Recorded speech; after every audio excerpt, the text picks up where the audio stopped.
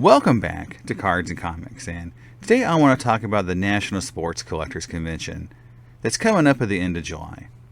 And what I want to really focus in today about is players, sets, and cards that are either going to be overvalued at that show or undervalued, and how to take advantage of some of these market conditions that's going to be specific to the show to maybe pick up some cards and players that you haven't been able to or been trying to, but they've been too expensive or overpriced, and now is an opportunity to pick up something that goes into your personal collection at a time point in right now that offers some good value. Now, the one thing I will say is that every year I've ever gone to the National, there's been a player, a card, a set that's been hyped.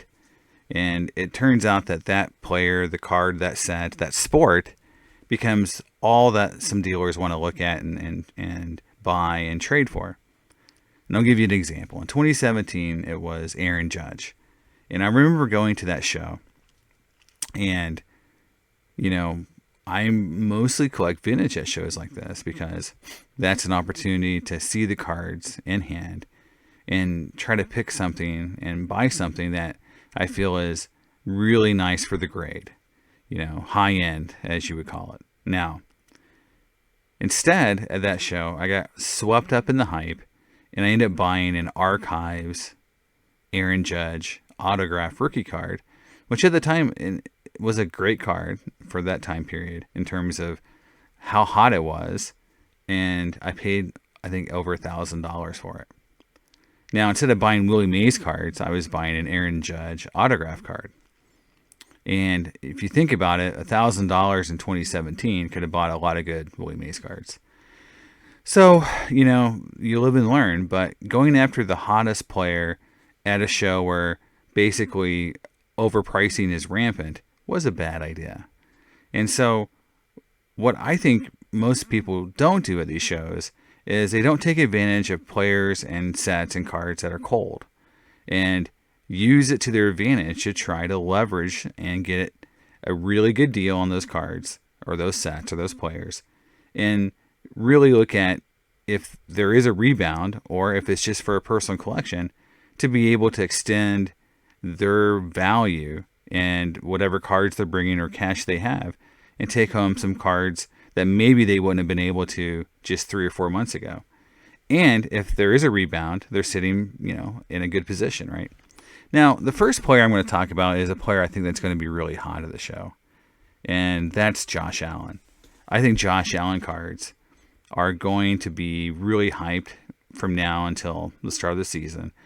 He's got just as good a chance as Patrick Mahomes does at actually making the Super Bowl this year.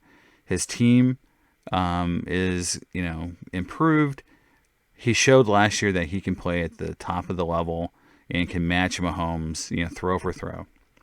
Mahomes' team has got a little weaker.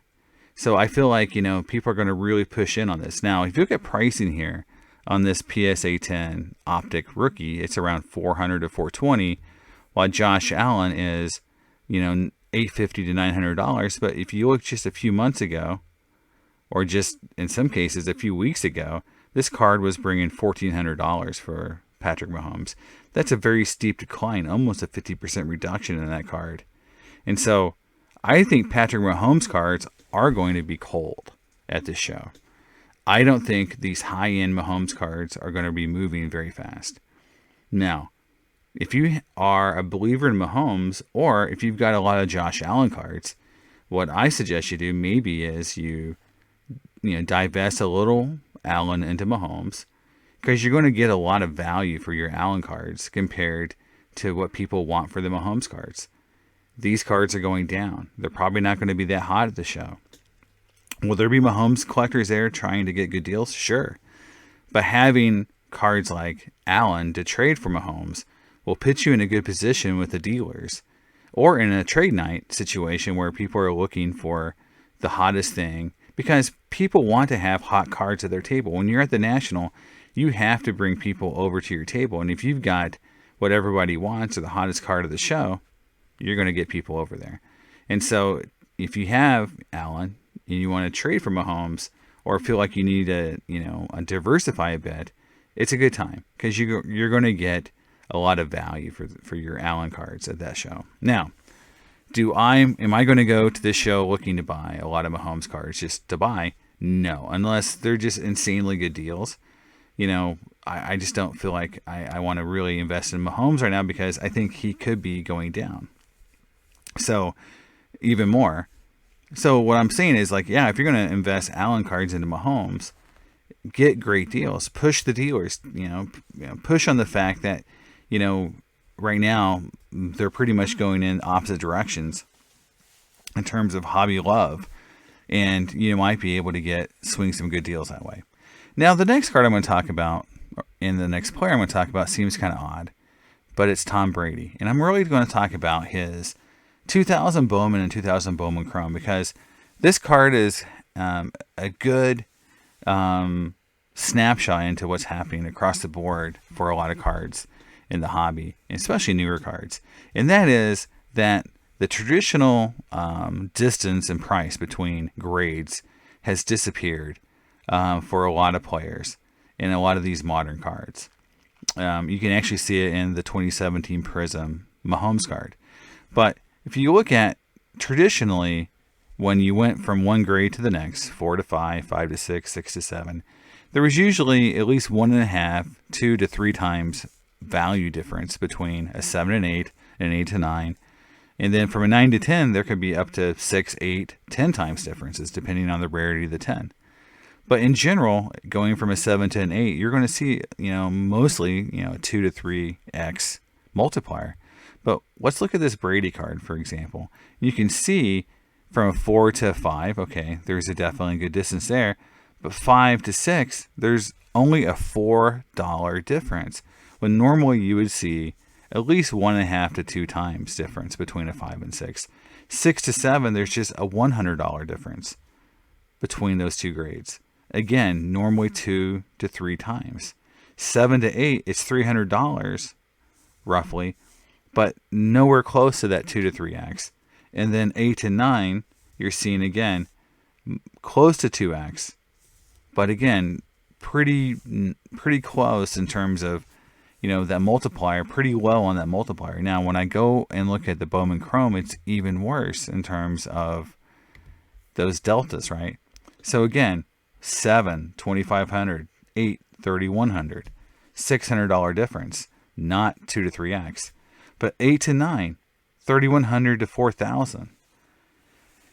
That really is, not much of a difference when you look at normal distribution of grades and normalization of value or pricing between the grades. And so something's wrong. Either collectors don't care about the grades below PSA 10, which is, I think, true. I think Dakota brought that up on one of his channels on Sports Card. Sports Card Anonymous. Where he talked about, there's no other grade but 10 that collectors or investors want. But I do think collectors like to have the card. And I think this is what you're seeing is that they don't care if it's an 8, 8.5, 7. They just want the card because they want a Brady rookie card. They don't think that the premium between any grade really exists other than 10. And that's really what I think Dakota was saying. And this kind of bears it out, especially on this card. And even if you go down to the BGS grades, you can see 7 to 8, there is a delta there. But 8 to 9, $500, there's just no delta there.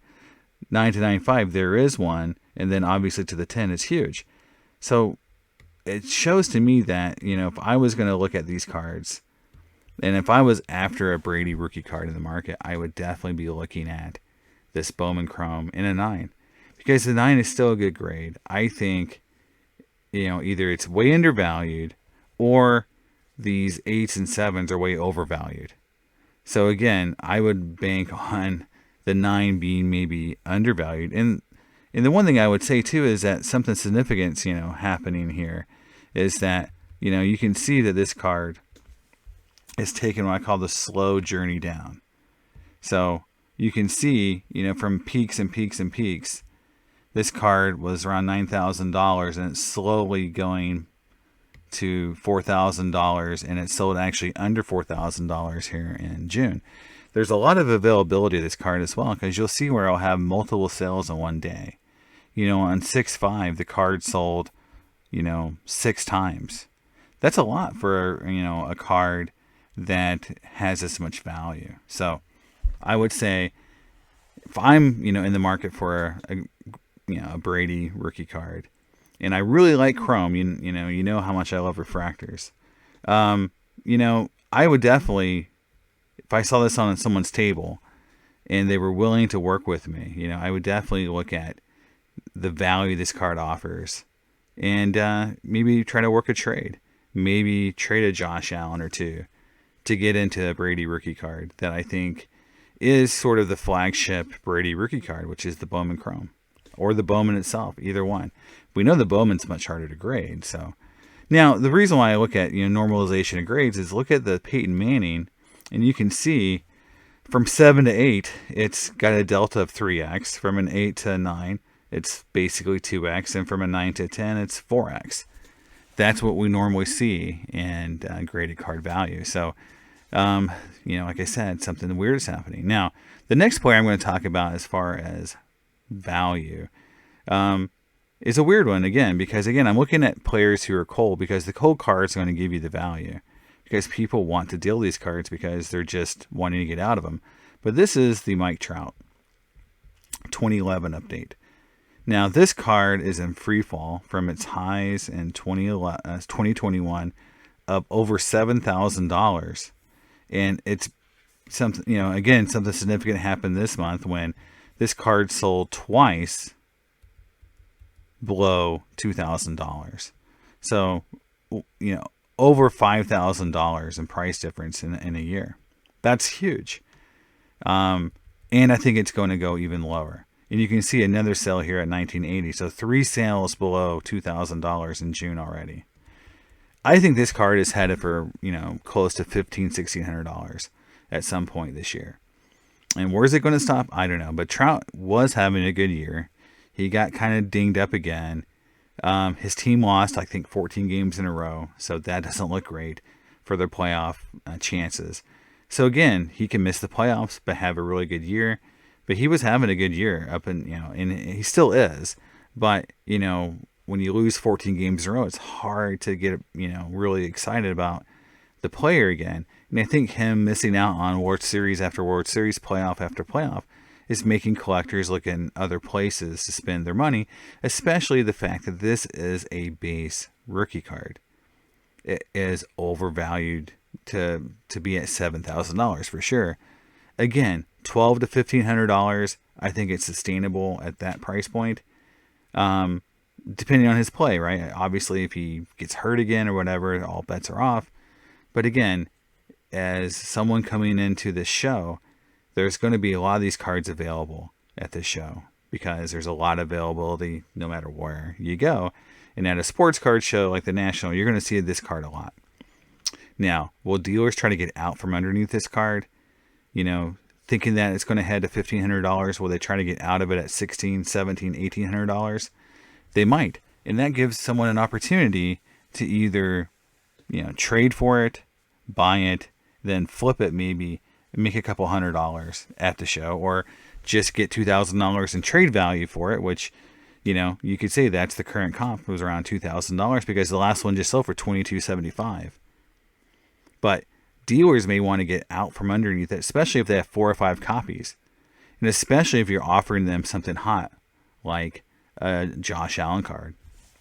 Or some other hot cards like, hockey right now, Cale Makar. In basketball, you've got Steph Curry, right? So, again, if you really, really want one of these cards and get a good deal on it, trading, let's say, a Steph Curry card that you have maybe a double of to get into this card and get it at a really good value. You might be able to. You may not. This is what happens to the National, but these are some ideas. If you really wanted to try to get into a card under comp, maybe even way under comp if you're giving something that's really hot up, and work some deals and then take that card and maybe trade it for something else, sell it, make some extra money on it, or just hold it and see if it comes back up in terms of price. So The other card I'm going to talk about, and not much because I think it's overdone. Again, it's the Jordan rookie card. 86. Sorry, I'm having trouble with my computer here. 86 Fleer Jordan here. I got it in a PSA 7. I think it's the only grade that makes sense, for me if I was going to go after this card. Obviously some lower grades can make sense too, but you can see the card's been in free fall from the highs of $14,000, $15,000. I think it's going to go below $4,000, $5,000. It's sold it already once below $5,000 on a PWCC auction. One at $5,000 exactly, one at $5,200. So this card is headed below $5,000. Again, dealers who've had this card and maybe had it really cheap, had it when it was in the 2000s, $1,200 at one point, and maybe they're looking at, hey, maybe I can get $4,500 for it and just get out of it.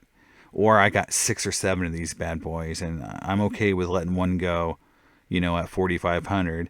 And if you're in the market for the Jordan rookie and you can take that volatility and think it's going to eventually go back up to 5 and be steady and closer to 5,500, that's a play. It's something you can think about doing. But again, there's a lot of these cards out there, and dealers tend to love this card. And so, do I think they're going to underprice this card? Maybe, maybe not. But it's something that you could definitely, again, if you got Steph Curry, you got some of these hotter players, you can maybe get a dealer to come down, at least to comps or, some under comp stuff. So, hey, it's worth a try, I think, with Jordan because he's pretty cold right now, honestly. And you look at this free fall pattern, and you can make an argument that this card's headed for $4,500 or even $4,000. And tell the dealer, hey, get out now. I'll give you $4,500, or I'll give you this Steph Curry rookie card plus some cash. You can get out of it, get a hot player, make more money on that Steph Curry from a comp perspective, and get out from underneath it. That might be the play. Now, again, I talked about Kel McCarr. His cards are now over $1,000 as a PSA 10.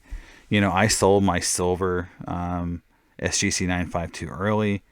I wish I had it for the show, but hey, you live and you learn. It was more of an experiment.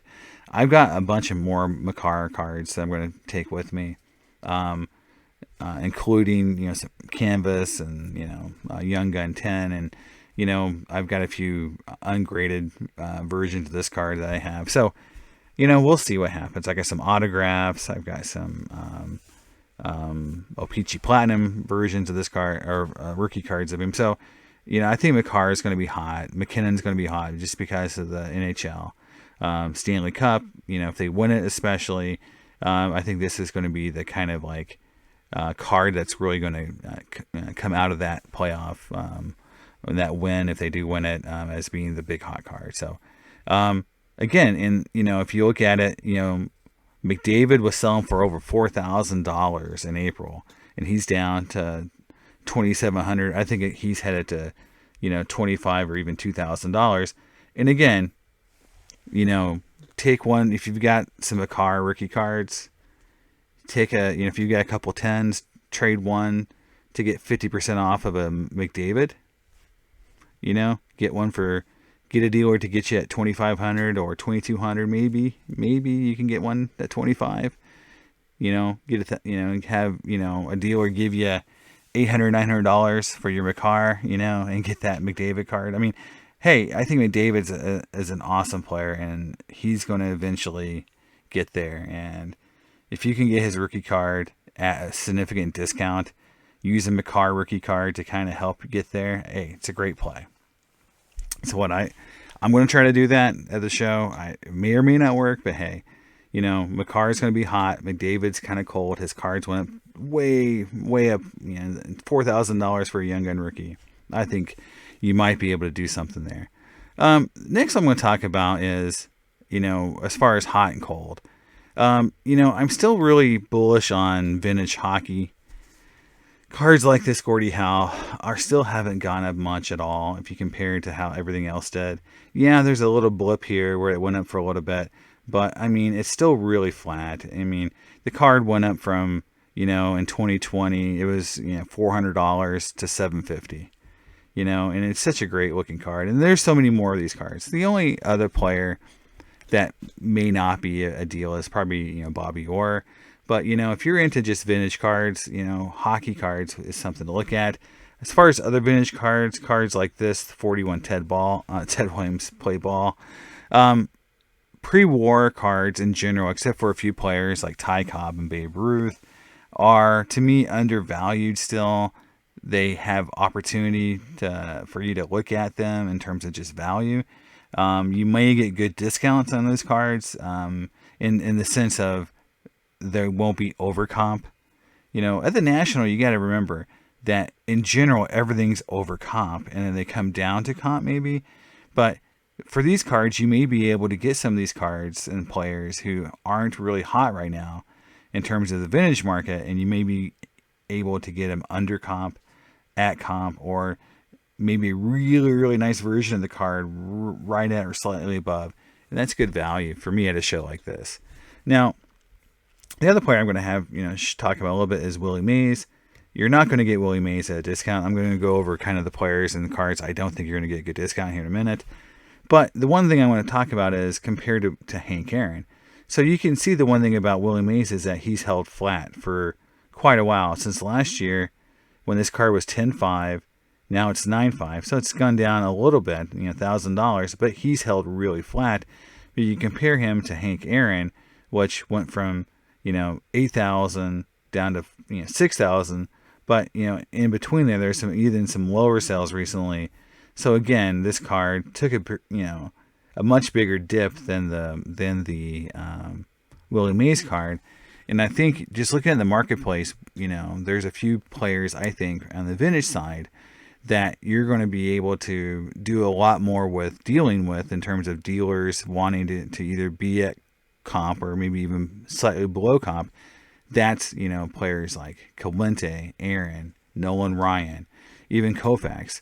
Those cards and players have been a little cold lately, and you might find some dealers wanting to unload or at least come down on those overpriced cards they've had closer to comp, maybe slightly below comp, to move them to get some other inventory. And so you're not going to get deals on probably Willie Mays cards, but you might be able to get it on some of these other Hall of Famers. Now, so I'm going to go through the list of things, as a summary. So I didn't talk about LeBron James. So I mentioned the Tom Brady rookie cards, especially in PSA 9. LeBron James, I'm not going to spend too much time on it. It's been done to death. If you really like LeBron James, this show is going to be tons of LeBrons, probably at or under comp, because people want to move them. They're still going down. They're probably going to continue to go down for a little while. But eventually people are going to realize he was really good, and they're going to stabilize. Mike Trout, Michael Jordan, especially his rookie card. Not his insert and autograph stuff. I'll talk about that in a minute. Vintage hockey rookie cards that aren't Cale Makar. It's a good time to go and pick him up. I mentioned McDavid. But anyone else who wasn't in the Stanley Cup, it's a good time to pick up their hockey rookie cards. Again, some pre-war baseball cards and 60 Hall of Famers that aren't really hot right now. But cards you're not going to get deals on, guys. Look, you're not going to get any deals on Willie Mays, Ty Cobb, Babe Ruth, Jackie Robinson, Satchel Paige, Michael Jordan autos. Maybe Jordan autos when he was in North Carolina. Maybe, some of the ugly autos you might be able to get some kind of deal on, but nothing that's, Bulls related. It's not going to happen at the show. People are going to, that's going to be the last thing anyone blows out or sells undervalued. Flawless Brady autos or National Treasure autos of Brady, or really just any on-card auto of Brady. You've got a huge group of collectors hoarding these cards, and these hoarders aren't going to let them go. There's hoarders of these patch autos in hockey. There's hoarders of Flawless Brady autos, hoarders of LeBron James certain rookie autos. So those guys aren't going to let these cards go for any sort of discount. Most LeBron on-card autos are just, especially Cleveland autos, are just not going to be there for a discount. Steph Curry, any of his, good rookie cards or any autos on card, you're just not going to get a discount on them. And I mentioned Cale Makar. I think he's going to be hot at this show. You're going to see a lot of people with some of his higher end stuff and be firm on it. So that's what I think of the show. Some opportunities to make some deals. And again, you got to be flexible. If you go in there thinking like, I'm only going to get a Willie Mays card, or I want the Ty Cobb Red, T206, and then, the first thing you're going to go around the room and be like, oh my God, everything's way overpriced. This show sucks. If you do that, you're going to have a bad show. But if you're open to making deals, to look for some value in players and cards that might be a little colder, you might get good deals. And I will say this, the show generally is not great for deals. So if you're looking for deals, this is one way to do it.